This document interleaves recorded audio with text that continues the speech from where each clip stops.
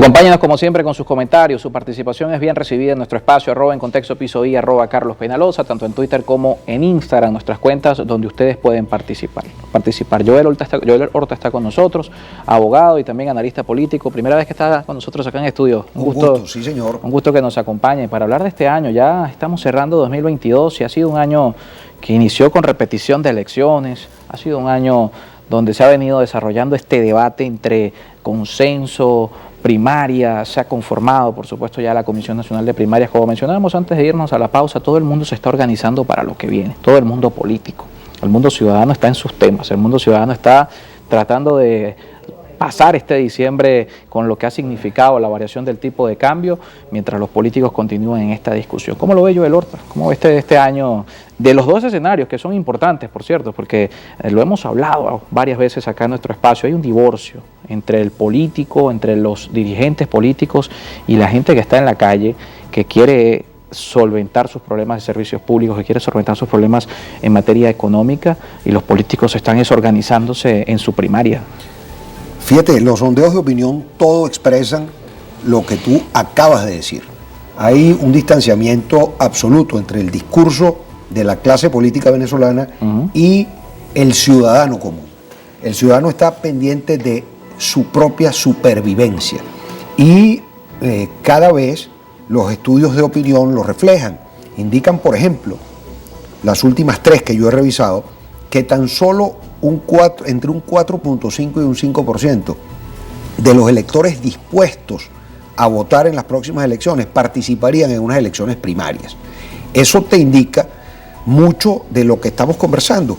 La gente está pensando en una posible unidad producto no de unas elecciones primarias que está gestionando un sector de la oposición venezolana, que en estos momentos sería el G4, otros hablan ya del G3, y posiblemente si el 5 de enero se empeña un sector de esa oposición radicalizada en volver al cuento del interinato y de la Asamblea Nacional del 2015, etcétera, que ya se asoma, que ya lo están asomando, estaríamos hablando probablemente del G1 para ese momento, porque un sector de Acción Democrática, en este sentido, la que lidera el doctor Henry Ramos Alup, no estaría de acuerdo, o eso se ha asomado, no estaría de acuerdo en que eso suceda el 5 de enero.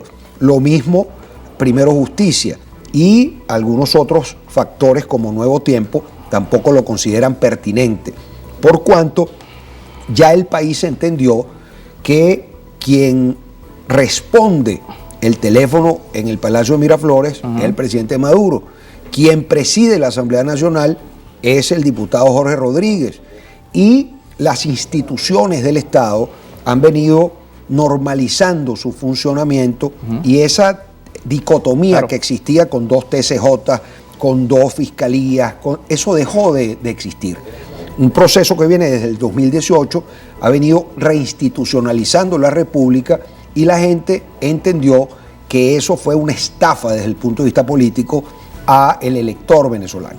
Así que observaremos un 2023 muy de reacomodos de los distintos posibles precandidatos presidenciales de la oposición, que presentan una gran desventaja al día de hoy sobre la candidatura a la reelección del actual presidente Nicolás Maduro Moros, por cuanto el PSV, de acuerdo también a los sondeos de opinión, aparece sobre un 14% a un 20% de base política, mientras que los partidos de oposición están absolutamente implosionados. Entonces, un archipiélago de organizaciones. De organizaciones muy pequeñas. La más fuerte, es AD, dividida en 2, pero sigue siendo la más fuerte, un partido histórico. Lamentablemente el otro partido histórico, que es COPEI, muy, muy disminuido por todo el proceso, todas las judicializaciones, todo lo que ha sucedido en los últimos años. Pero eso suma todos esos partidos más o menos un empate técnico con el PSV.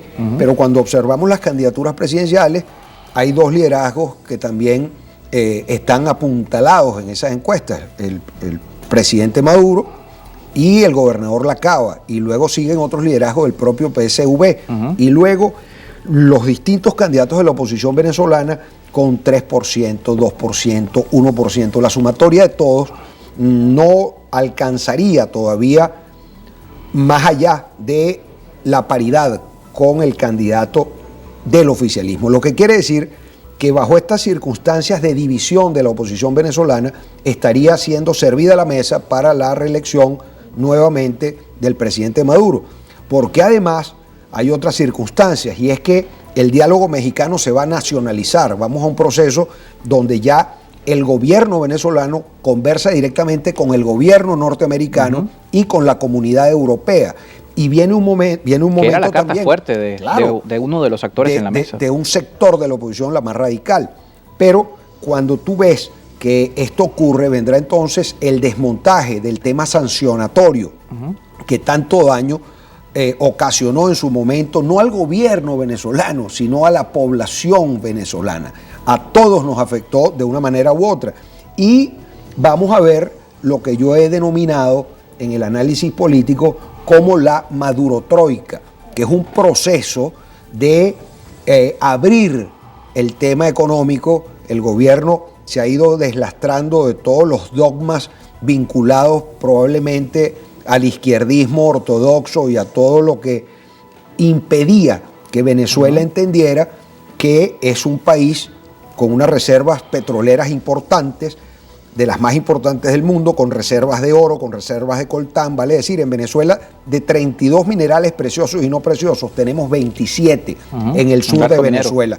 Y si nosotros entendemos entonces que debemos ir no solo a los 3 millones de barriles de producción de barriles, sino alcanzar los 6 millones de los que se habló en un momento determinado, pero además de la búsqueda de monetizar nuestros minerales para fortalecer nuestra moneda y entonces fortalecer también el salario del venezolano.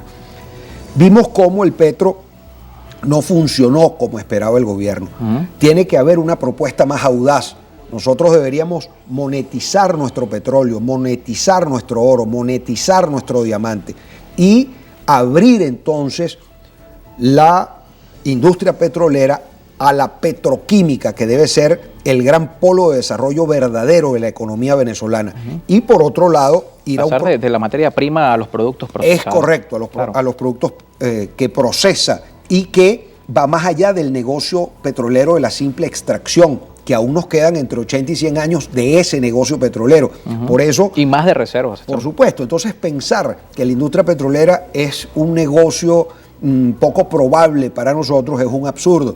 Afortunadamente, el gobierno norteamericano no se quiso quedar fuera de este negocio y aprobó las licencias para Chevron. Eso va a permitir que un grupo importante de empresas nacionales que habían dejado de brindar servicio a la industria petrolera puedan comenzar a laborar de nuevo, tanto en el occidente como en el oriente del país. Pero más allá de eso, viene también a partir de enero el restablecimiento de relaciones con Brasil y ya restablecidas con Colombia, tendremos nosotros también la reapertura de la frontera con Colombia. Eso también es fundamental para el comercio venezolano, para la industria venezolana. Y no olvidemos que mientras estuvo en ejercicio de la presidencia Luis Ignacio Lula da Silva y el expresidente Chávez, hubo una integración importante de empresas brasileras brindando servicios sobre todo en el área de infraestructura de Venezuela, que corrieron alguna especie de mala fortuna, pero que si eso se lleva a buen término, pudiéramos nosotros entonces tener el empleo de mano de obra calificada en todos estos proyectos que quedaron paralizados en el momento que salieron las empresas brasileras de Venezuela. Así que todo indica que el crecimiento económico en Venezuela, en la región, va a ser de los más importantes. Se está hablando de un 12, un 13%.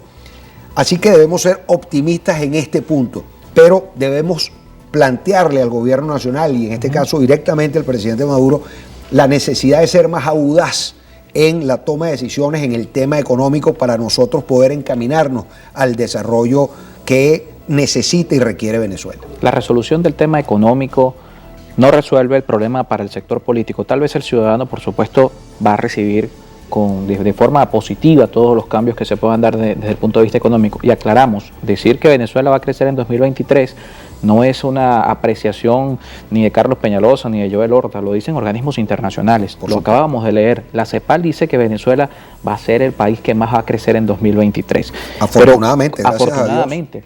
Nadie puede molestarse por eso. Ojo, es bueno hacer la aclaratoria porque en redes sociales hay quienes siempre dicen es mentira que el país va a crecer o es mentira que eso es un comentario chavista o bueno, es un comentario son los pesimistas de oficio y eso hay que darle un parado, Carlos, porque Venezuela necesita crecer, Venezuela necesita desarrollarse, Venezuela necesita salir del atolladero donde estamos. Claro, nadie puede alegrarse por la desgracia de su país. Es correcto, nadie puede estar contento porque a Venezuela y a los venezolanos nos vaya mal. Tenemos que hacer un esfuerzo en lo político para que podamos nosotros entendernos de nuevo, ir a un proceso de reconciliación y de reconstrucción en lo social, en lo económico, en lo político y en lo ciudadano. Pero ¿cómo enlazar eso con lo político?